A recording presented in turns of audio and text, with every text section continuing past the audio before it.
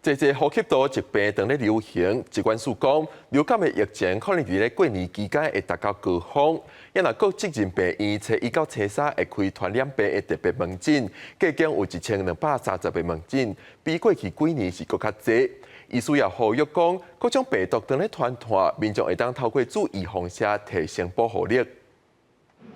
注射站前，民众照顺序排队量体温了后，经过评估就会当注流感疫苗。春节进前，台北市政府伫捷运站、社区、甲商场周边加设18位注射站。最近流感疫情升温，真侪民众拢有警觉。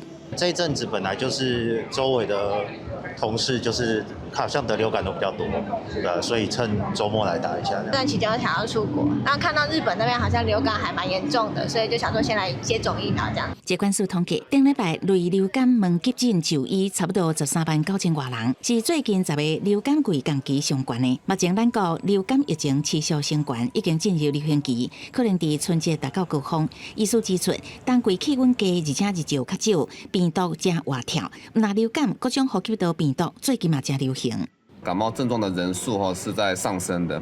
那在冬天呢，因为气温骤降，然后环境温度比较低，同时呢，那阳光它的量也没这么多的时候那病毒在环境中存活的时间就会变长，这个是造成说人们比较容易感染的原因呢。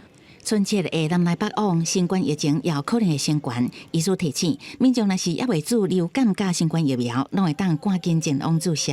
因应最近呼吸道疫情升温，疾管署嘛将列责任病院伫春节期间加开特别门诊。目前配合开设的病院累计有157间，会开出1230诊次。民众若是有需要，会当就网络查询。记者综合报道。